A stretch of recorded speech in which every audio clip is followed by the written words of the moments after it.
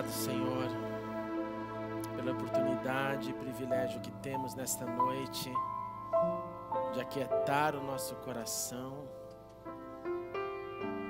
de louvar o Teu nome, de sentir o aconchego da Tua presença, de sentir a Tua paz, o Teu vento. Oh, Senhor, obrigado, muito obrigado.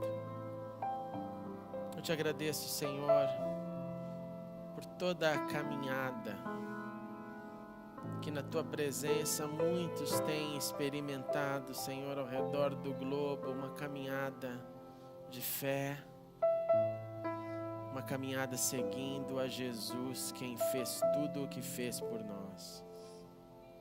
E nós te agradecemos, Senhor, porque sim, foi o Senhor que veio ao nosso encontro.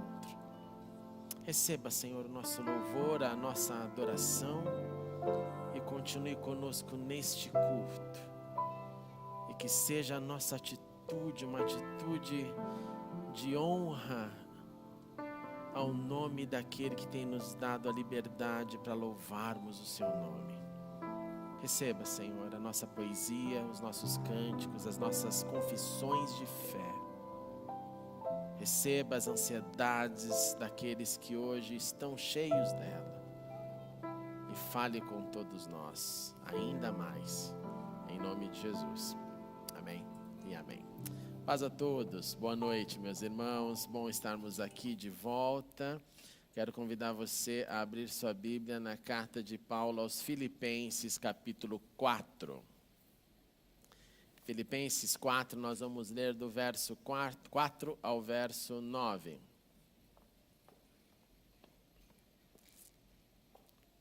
Nós estamos continuando a nossa série, As Primeiras Igrejas com quem parecemos ou com qual parecemos, e hoje nós estudaremos sobre a igreja de Filipos.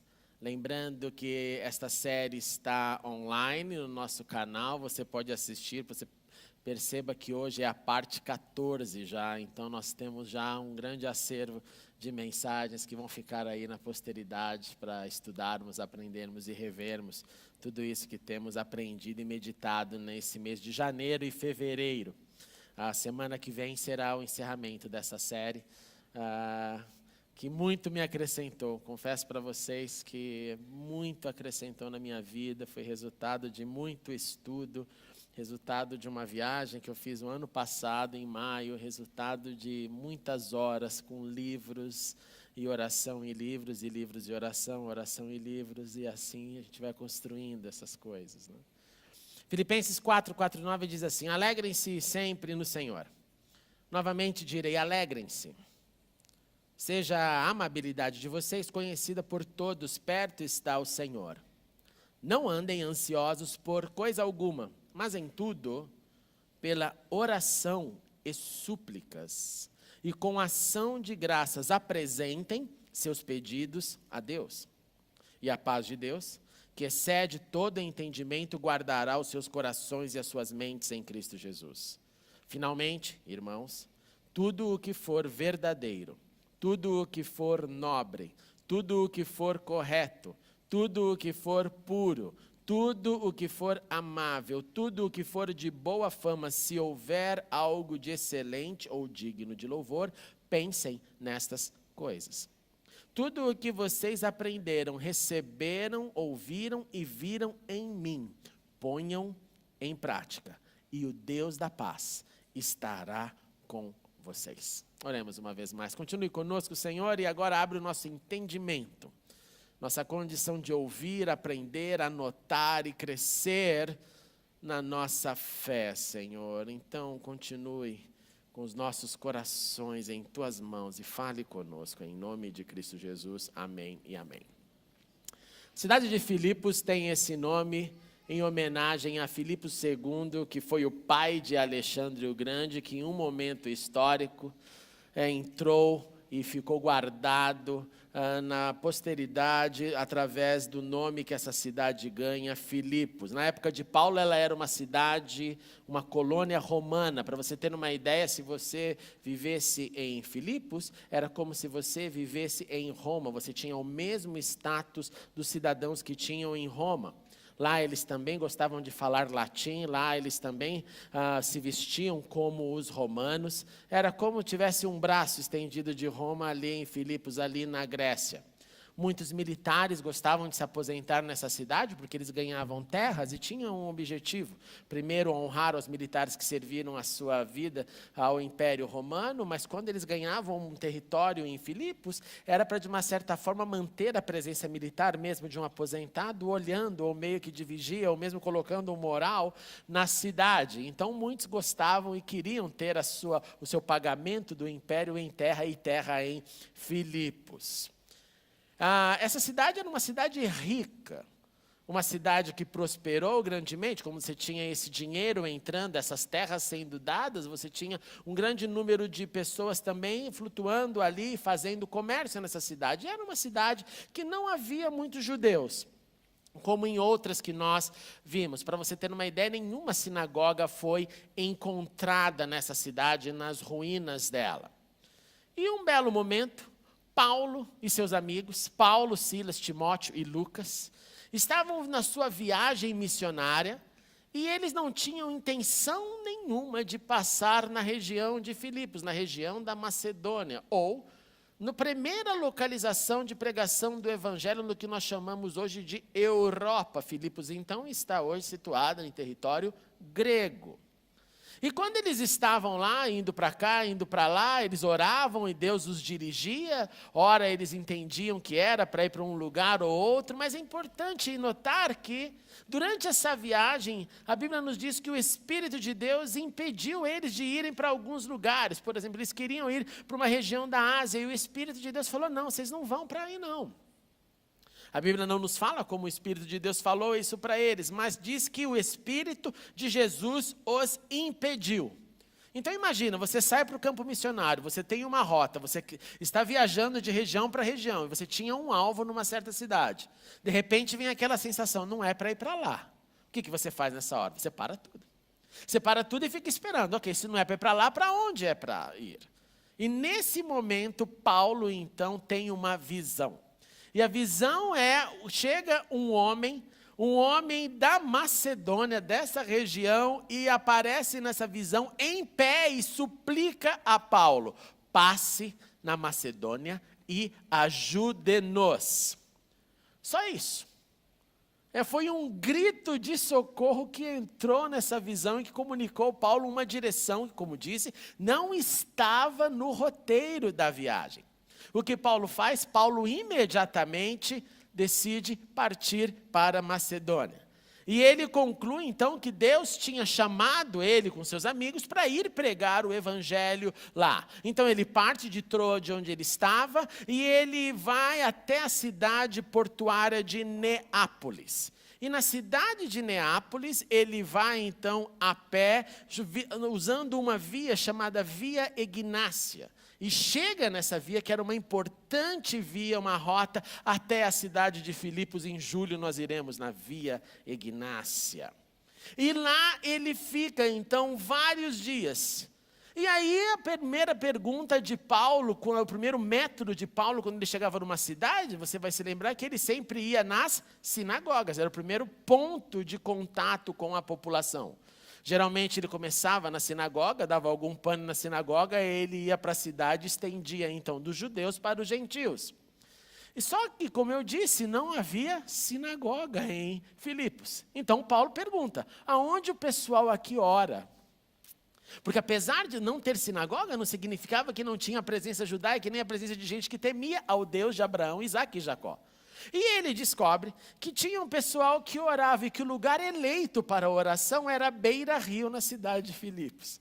E então ele vai beira-rio e chega lá, Atos nos conta uma história linda desse encontro.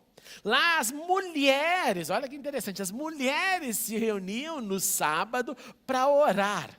E Paulo então começa a conversar com essas mulheres. Lá tinha uma mulher, uma comerciante da cidade de Tiatira, o nome dela era Lídia, e ela abre o seu coração para Paulo, e ela é batizada ali mesmo. Lá em Filipos você tem uma água, esse riozinho é bem pequeno, bem singelo, bem lindo, extremamente inspirador.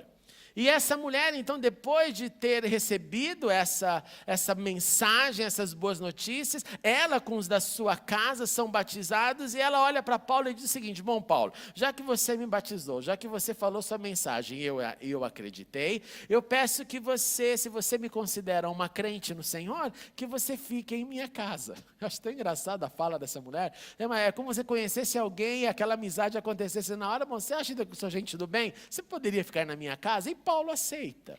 E aí Paulo permanece então em Filipos por vários dias. Nós não sabemos exatamente quanto tempo.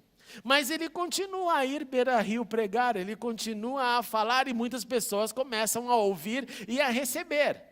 Tem um determinado momento que até uma mulher lá que estava possessa de um espírito maligno, de adivinhação, chega para Paulo, e Paulo ora por essa mulher é libertada pelo poder de Deus. Só que essa mulher era fonte de ganho de dinheiro aos chefes da cidade.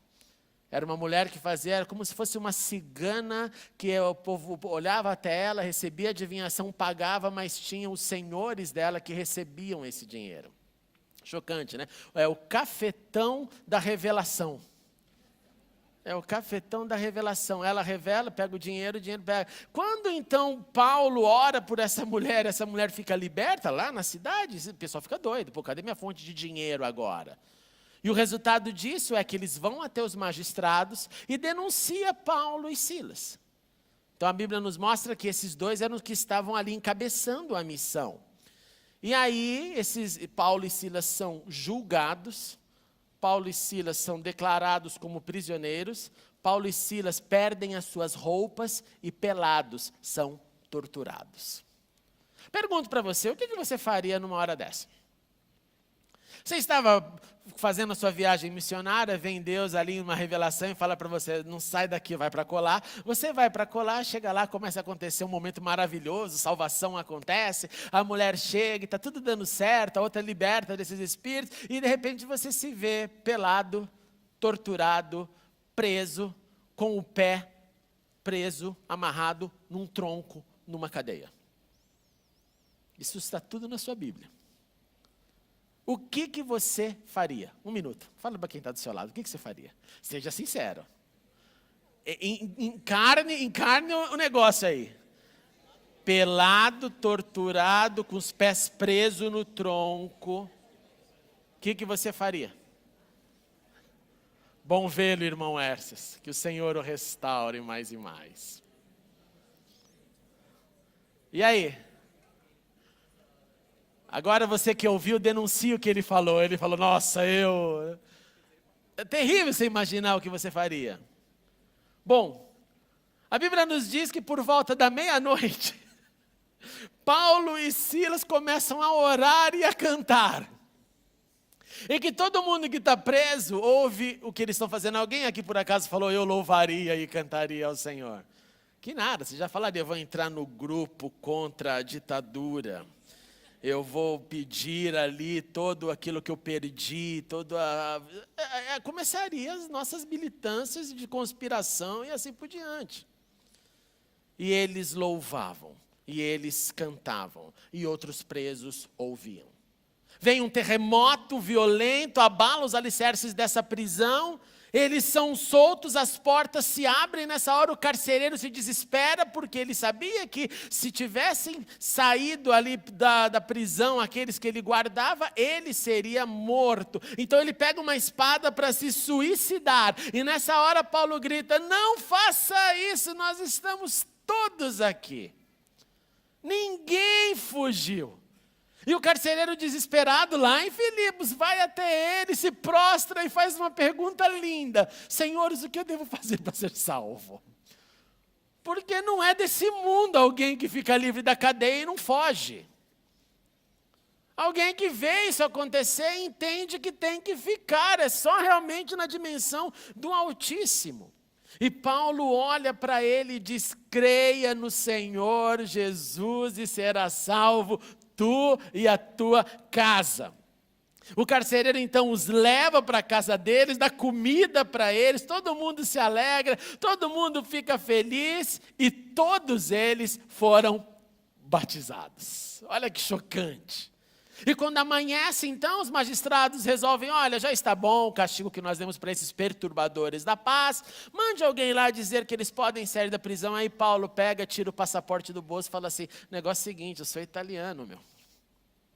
Passaporte europeu, como vocês fizeram isso com um cidadão de Roma?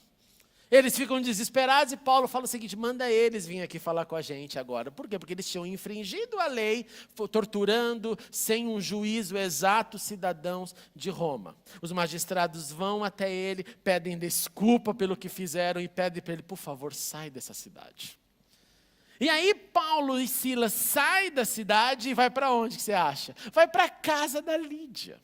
Vai para a casa da Lídia, todos os irmãos ficam encorajados de ouvir, guarde isso, uma história de perseguição, uma história de gente que enfrentou a dor por causa da sua fé, uma história de manifestação do sobrenatural, de livramento de Deus, de batismo dentro da prisão. São encorajados e Paulo fala, hora de ir para outra cidade, dá tchau para todo mundo e parte para a próxima aventura. E assim é que a igreja em Filipos foi fundada e foi plantada. Primeiro, anote, pela revelação do Espírito de Deus, que tocou Paulo em visão dizendo, passe pela Macedônia. Segundo, pela obediência do apóstolo de ouvir e ir para o lugar. Hoje nós colecionamos pessoas que têm coragem de dizer que tem chamado missionário. Você fala, para onde você foi? Para lugar nenhum. Para onde você vai? Estou esperando em Deus. Então, como você tem chamado, não foi para lugar nenhum e não sabe para onde vai? É complicado esse negócio. Paulo tem, Paulo realiza, Paulo ouve, Deus muda de rota e ele vai com aquilo que Deus fala. Terceiro, a pregação beira-rio. Ele não vem de sinagoga, ele pensa num plano B, já que não tem o que eu sempre estou acostumado a fazer, aonde eu encontro gente? E ele vai beira-rio, e lá se converte Lídia. Depois ele continua proclamando as boas notícias, ele sofre perseguição, tortura, livramento, batismo, e uma igreja é plantada. Essa igreja posteriormente, então, descobre que o seu apóstolo amado, aquele que fundou a igreja, aquele que começou essa obra de evangelização, aquele que foi perseguido, estava preso. E resolvem uma vez mais mandar para Paulo suprimentos. Eles decidem mandar um emissário para levar para Paulo, claro, dinheiro, comida, o que alguém poderia usar naquele mundo antigo. E aqui nós temos duas informações importantes. Nós não sabemos exatamente se Paulo estava preso em Roma ou se Paulo estava preso em um destacamento de romanos em outra localização. E se for esse o caso, a outra localização pode bem ser a cidade de Éfeso. Se for Roma, o emissário da igreja teve que viajar mais de 1000 quilômetros. E não foi de avião, como você sabe. Se por acaso foi Éfeso, ele teve que viajar mais de 600 quilômetros. Uma distância enorme, levando o suprimento. E lá vai esse homem, e o seu nome era Epafrodito. Não dê esse nome para o seu filho jamais ao nascer. E ele quase morreu durante essa jornada. E durante essa jornada ele vai, enfrenta a morte por amor, levando, seja lá o que deram para ele levar. E ele encontra-se com Paulo, entrega para Paulo tudo aquilo, e Paulo o chama de meu irmão, cooperador de lutas, mensageiro que vocês enviaram para atender às minhas necessidades. Epafrodito aqui está. Epafrodito tem saudades de vocês. Ele está angustiado porque vocês ficaram sabendo que ele estava doente. Sim, Epafrodito ficou doente, quase morreu durante a jornada, mas Deus teve misericórdia dele e de mim, para que ele chegasse até mim. Portanto, logo eu enviarei ele de volta. E quando ele chegar aí de novo na cidade de Filipos, recebam-o com grande alegria, recebam-o com honra. E Paulo conclui, porque homens como esse, que quase morreram pela causa de Cristo, arriscando a vida para suprir a ajuda que vocês me podiam dar, só merece toda a honra de Deus.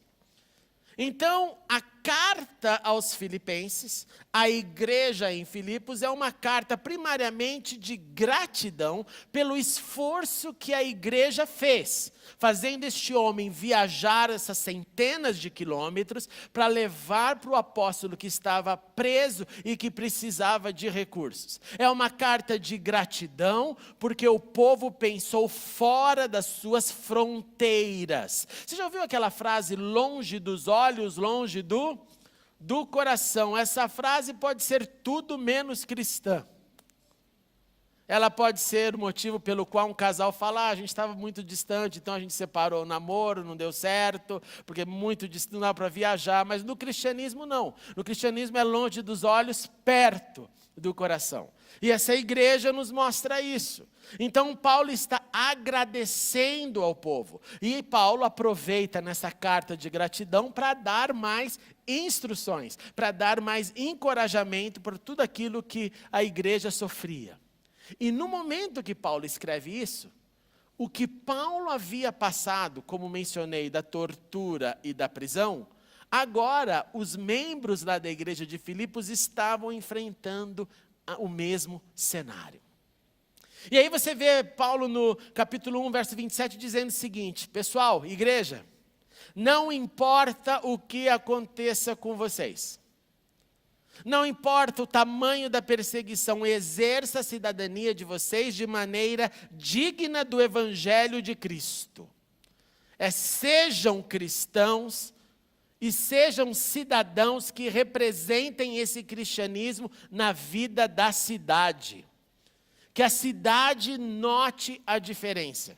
Que a cidade perceba que vocês têm um outro padrão, que não é o padrão de todos. Se todos lá estão corruptos, nós não somos. Se todos lá estão sendo contaminados pelo clamor da sociedade, nós não somos. Exerça sua cidadania de maneira digna do Evangelho. Ele continua dizendo, olha, eu fiquei sabendo que vocês estão sofrendo, mas permaneçam firmes num só espírito, lutando unânimes pela fé evangélica. Paulo vai deixar claro que é um combate, que é uma luta, que é uma frição que temos na sociedade por causa da nossa fé, das nossas convicções, daquilo que aceitamos como normal e não normal. E ele diz, estejam em unidade lutem para que essa fé seja demonstrada na sociedade. Ele fala mais que isso, olha, eu sei que agora vocês estão tendo um privilégio. Sabe qual é o privilégio? O privilégio de passar aquilo que eu passei antes. Vocês estão tendo o privilégio de sofrer por ele. Alguém aqui vê sofrimento como privilégio? Paulo via assim. Quando ele tinha isso, eu acho que ele encarnava as palavras de Jesus. Bem-aventurados serão quando vos perseguirem. Bem-aventurados quando vocês forem caluniados. Tudo aquilo que a gente reclama e começa a pedir oração para os outros, Jesus fala que é um momento de maior alegria e Paulo fala que é um privilégio. E a gente amarra, clama por mim, irmão, estou sendo perseguido. Alegrem-se. Alegrem-se, alguém está notando em você uma diferença, ou alguém não está notando, a diferença está incomodando ao ponto de gerarem calúnias, perseguições e todo o resto que nós enfrentamos no dia a dia. Eu escuto que vocês estão passando pelo mesmo combate que vocês viram eu enfrentar, é o que Paulo diz, olha que bonito. É como se ele dissesse, eu cheguei aí, dei um testemunho, plantei a igreja, vocês viram, não entenderam direito, mas viram que eu passei e fui aprovado. Agora chegou a hora de vocês, porque cristianismo não é só ver o outro, não é só ver o missionário, não é só ver aquele que está dando vida, não é só imaginar as histórias daqueles que estão no campo. Cristianismo chega um momento que é a sua vez. Que é a sua história, que é o seu sofrimento, que são as suas aflições, para que você também deixe uma marca, uma impressão digital que é sua e não do outro. Por isso que apesar de nós vibrarmos com histórias, com exemplos, com testemunhos, com literatura, e tudo isso é maravilhoso, bendito seja Deus pelo acesso que temos, melhor do que isso é nós escrevermos as nossas próprias histórias. Como anda a sua história? Que capítulo você está? Que capítulo você está na sua história? Se a sua história estivesse sendo escrita para falar ao mundo o que o cristão fulano, cicrano está fazendo, em que capítulo você está?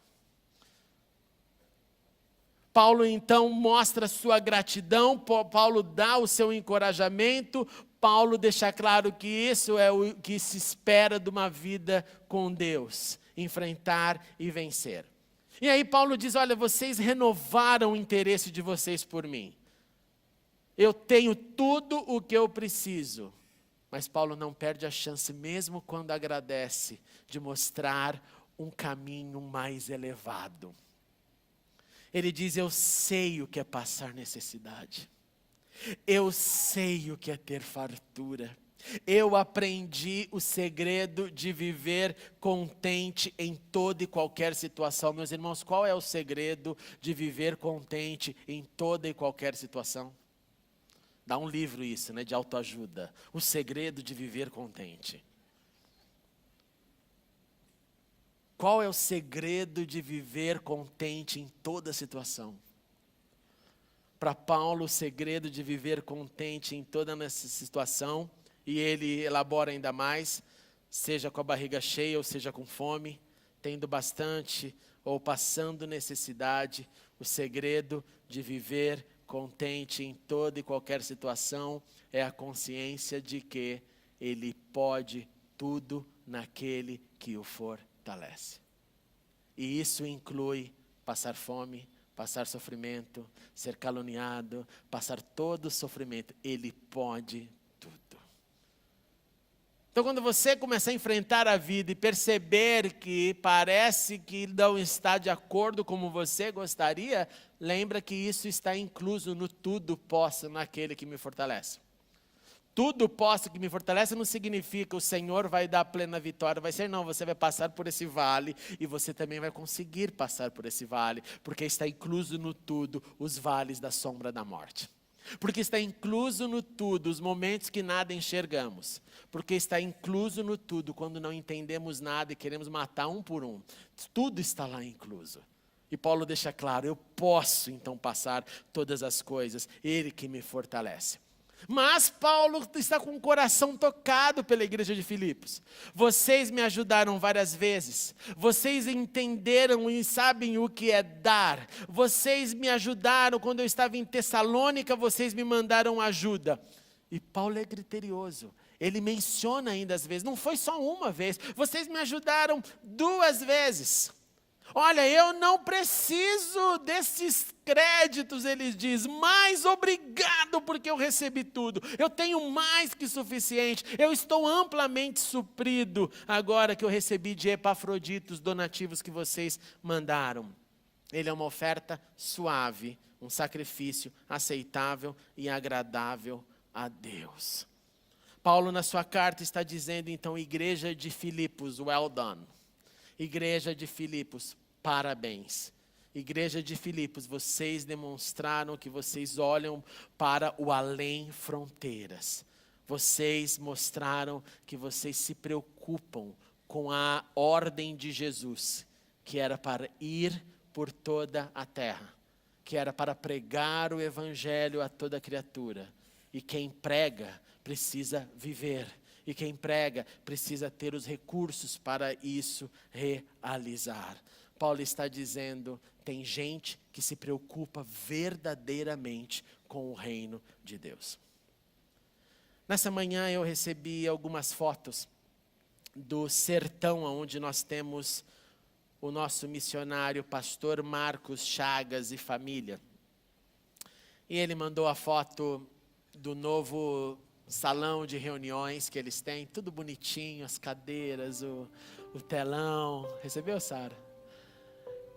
Você mandou a foto das classes das crianças, tudo muito singelo, muito arrumadinho, muito bonito, muito bonito. E essas coisas me tocam o coração profundamente, porque é o trabalho de gente que não ficou só no romantismo do Senhor me chamou. Foi gente que o Senhor chamou, e eu lembro que quando me falei com ele, ele disse assim: é mesmo, Senhor? O Senhor está me chamando para o sertão? E Deus falou: é para o sertão. E a resposta dele, muito bonito. A resposta dele foi: então me leve para onde seja o pior lugar. Me leve onde não tenha nada de evangelho. Me leve no lugar mais complicado, para que eu deixe a marca lá do evangelho. E ele está marcando com o evangelho lá. Nós temos como igreja cooperado em várias frentes. Nós temos como igreja tido missionários na nossa história, na Europa, França, Uganda, entre os índios. Plantação de igrejas no sul do Brasil, visitando os milhares de leitos no Hospital das Clínicas, anunciando para as pessoas de situação de rua na Praça da Sé. Através do Domingo da Igreja Perseguida, nós nos envolvemos com ajuda ao continente africano, Líbano, Síria, Índia. E esse ano eu fui contatado pela Missões Portas Abertas, e nós vamos ter aqui no mês de abril algo muito precioso. Nós vamos receber a visita de uma norte-coreana que fugiu do sistema norte-coreano, que sofreu tudo que você pode imaginar pela fé dela, e ela estará aqui falando e compartilhando sobre o que Deus está fazendo na Coreia do Norte, onde temos cerca de 50, 60 mil pessoas presas por causa da sua fé. E mais uns 50, 60 mil soltos, escondidos, escondendo a sua fé. Nós temos feito isso, nós fizemos já 2 viagens de estudo lá em Israel, peregrinando, aprendendo, crescendo no nosso discipulado. Como disse, iremos para Turquia e Grécia através do Instituto Perdizes, crescendo, alargando as nossas estacas para entender o mundo, para entender o exemplo da igreja de Filipos, que é uma igreja que não pensa somente na sua vida local, não pensa somente em Jerusalém, mas pensa em todo o redor. Essa igreja de Filipos que nasceu da obra do Espírito, de uma visão a missionários, e essa igreja que continuou a sua vocação, estendendo a sua ajuda àqueles que estavam pregando além. Primeiramente, como eu fiz em toda essa série, eu pergunto no que parecemos com a igreja XYZ, e bendito seja Deus, Igreja Batista em Perdizes, que temos nos parecido com a igreja em Filipos, através do nosso envolvimento missionário. E eu quero nessa noite agradecer a todos que têm tido esse coração pelo Além IBP.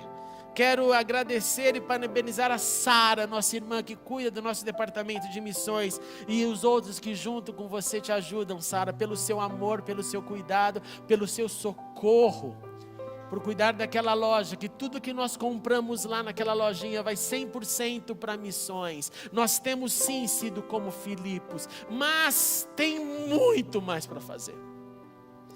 E esse é o desespero de todo pastor que fica recebendo notícias, pedidos, porque são muitas as necessidades. A gente teria que fazer uma festa de nação por semana, né, Sara? Para dar certo, para a gente poder alargar mais, porque são muitas necessidades. Mas eu quero então te encorajar a pedir ao Senhor: Senhor, aqueça mesmo o meu coração nesse sentido, para entender que é além de Jerusalém. É de Jerusalém aos confins, tudo junto, o tempo todo.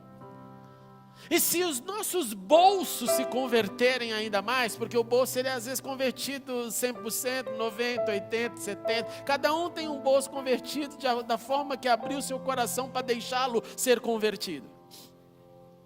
Se convertermos nossos bolsos ainda mais, o nosso alcance será fantástico, gente. Nosso alcance será fantástico. Eu lembro uma vez lá na Inglaterra, num grupo pequeno de irmãos, nós ficamos tão chocados com todos aqueles dramas do Estado Islâmico, de tudo que aconteceu lá, e veio para a gente a chance de suprir uma família de 4 pessoas, pai, mãe, 2 filhos, que estavam literalmente debaixo da neve. Aí eu recebo uma bendita foto que eles estavam celebrando o Natal num campo de refugiados, fizeram a cruz. Falei, meu, que pai é esse? A gente está aqui, perdeu tudo. Mas eles, não, nós vamos celebrar que Cristo vive. E quando chegou esse pedido, eu me juntei com alguns irmãos na igreja, e nós falamos, nós vamos dar um jeito nisso. E eu nunca me esqueço dessa experiência, porque nós conseguimos sustentar essa família. Gente, a gente não tinha recurso mesmo. Por um ano essa família recebeu comida, roupa de cama, cobertor, tenda, evangelho, cuidado e carinho. E cada vez que eu pensava neles, eu falava, Senhor, isso não é nada. Para a gente não era fácil, mas eu falava, mas isso não é nada. Porque no final do dia eu vou para minha casa, eu vou me encobrir, eu vou viver e vai ficar tudo bem.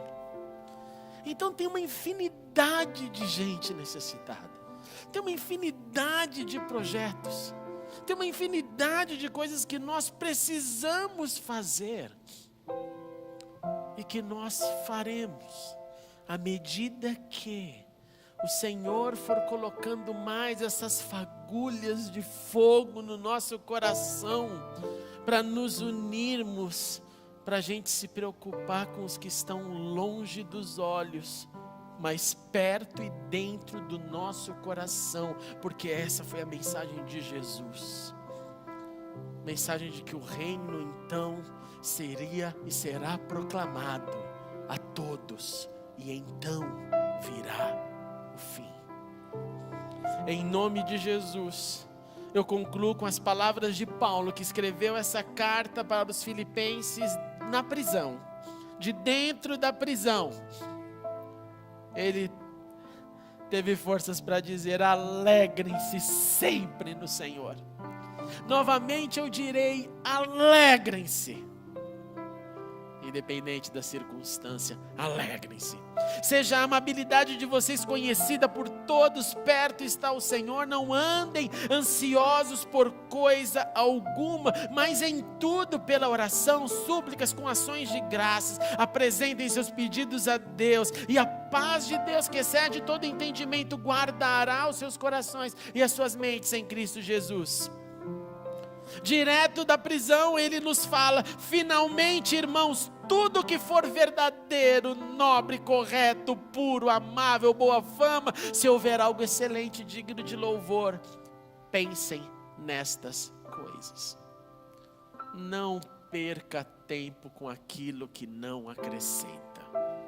Não perca tempo visitando a vida alheia para saber o que ele está fazendo, postando. Não perca seu tempo. E o Deus da paz, se assim fizermos, estará também conosco. Vamos ficar em pé.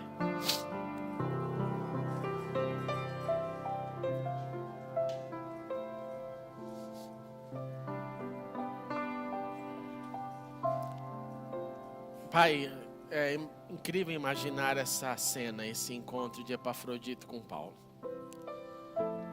Imaginar ele chegando, abatido, cansado, mas carregando algo para dar para o apóstolo. Seja mais de 1000 quilômetros ou mais de 600, a distância não foi brincadeira, Senhor. Mas lá estava um emissário da sua igreja, um emissário da igreja de Filipos, levando amor, levando cuidado, levando carinho, levando material, levando o físico também. Oh Pai, eu te agradeço por todos os projetos que nós nos envolvemos durante os anos, que as gerações anteriores realizaram, que nós estamos realizando e aqueles que iremos realizar. E eu te peço, Senhor, Coloque os nossos olhos além dos nossos umbigos. Coloque os nossos olhos além fronteiras. Coloque os nossos olhos para discernir que o Senhor deixou a igreja separada em vários continentes, mas todas com a mesma missão, de anunciar boas notícias. Levanta-nos então, Senhor, com generosidade, com amor. Levante-nos então, Senhor, com o compromisso de fazer mais e não menos. Dá-nos um descontentamento, para que esse descontentamento não imponha limites, mas que vejamos em cada oportunidade uma oportunidade de anúncio, de crescimento, de aprendizado, de expansão, para a tua glória e para que mais possam escutar dessas lindas verdades de salvação. Sim, Deus, converta os nossos bolsos 100%, Senhor, com teu amor, com teu amor, com teu gesto de amor, porque o Senhor deu tudo.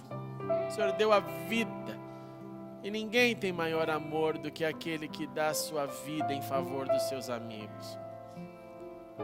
Então ajuda-nos a entender, Senhor, que juntos poderemos executar grandes coisas aqui e além. Que seja essa a nossa responsabilidade perene, a nossa alegria. E continue, Senhor, a fortalecer a todos os que já têm se envolvido, já têm doado sua vida. Renove-os a cada novo amanhecer. E que, Senhor, o Senhor sempre possa nos lembrar aquilo que o Senhor já tem nos falado, que o nosso trabalho não é em vão no Senhor. Bendito é o teu nome, Senhor. Faça-nos como a igreja de Filipos. Faça expandir a nossa obra. Em nome de Jesus. Amém e amém. Que o Senhor nos abençoe. Que o Senhor nos levante nessa direção, meus irmãos.